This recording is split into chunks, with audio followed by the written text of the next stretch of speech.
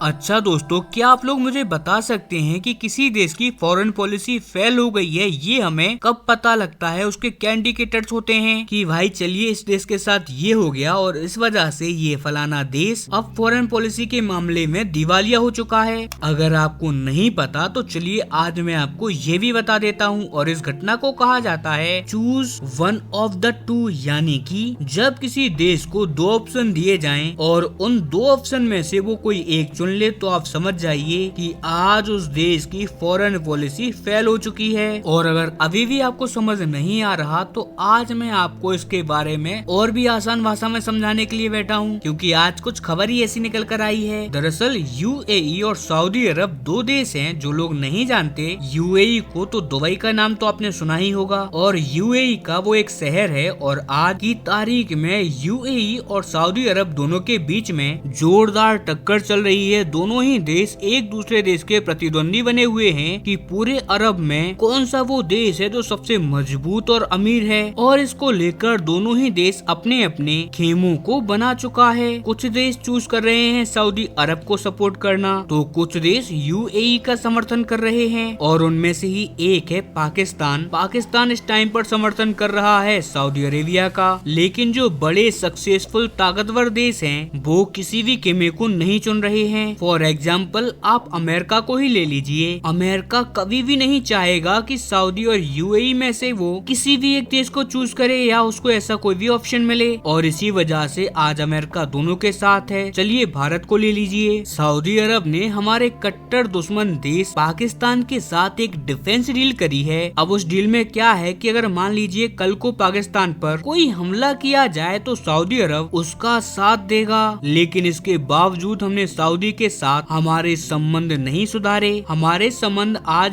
UAE के साथ भी उतने ही मजबूत हैं जितने कि सऊदी के साथ हमारे संबंध अच्छे हैं। चलिए चाइना को भी ले लीजिए। चाइना का भी सिस्टम एकदम सेम ही है कि सऊदी के भी साथ बने रहो और यूएई के भी। और इस पॉलिसी का फायदा भी बहुत ज्यादा है। और फायदा ये है कि जैसे भारत को ही ले लीजिए, अगर भारत दोनों से ही संबंध बना के रखता है, जो कि भारत ने रखे हुए भी हैं, तो वो दोनों ही देश भारत में जमकर इन्वेस्टमेंट भी कर रहे हैं। उल्टा दोनों के बीच में एक रेस लगी हुई है कि भारत की जो इनॉर्मस मार्केट है, भारत की जो एक उभरती हुई ताकत है, वहाँ पर कौन ज्यादा इन्वेस्टमेंट करने वाला है। आखिरकार वो कौन सा देश है जो कि भारत के साथ बहुत अच्छे संबंध रखने वाला है। आज इसको लेकर दोनों देशों में लगातार कंपटीशन चल रहा है और ऐसा ही फायदा उन तमाम देशों को मिल रहा है जिन्होंने दोनों देशों के साथ इक्वल संबंध रखे हों, क्योंकि ये दोनों ही देश चाहते हैं कि ये जो ताकतवर देश हैं, चाहे फिर वो भारत हो, चाइना हो या अमेरिका हो, ये हमारे खेमे में आ जाए। और उन्हें अपने खेमे में लाने के चक्कर में दोनों ही देश बहुत कुछ दे रहे हैं हमें। लेकिन जिन देशों ने खेमे चुन लिए हैं ना, उनकी फॉरेन पॉलिसी एकदम फेल हो चुकी है। अब वो कैसे? तो स्क्रीन पर आप देख लीजिए, रिपोर्ट निकल कर सामने आई है कि अब यूएई ने पाकिस्तान से गुस्सा होकर इनके देश में जो इस्लामाबाद एयरपोर्ट था वहाँ से अपने हाथ खींच लिए हैं। और ये पाकिस्तान के लिए मात्र इसी साल की नहीं बल्कि पिछले 3-4 सालों में सबसे ज्यादा बुरी खबर है। और इसके पीछे का सबसे बड़ा कारण ये है क्योंकि यूएई ने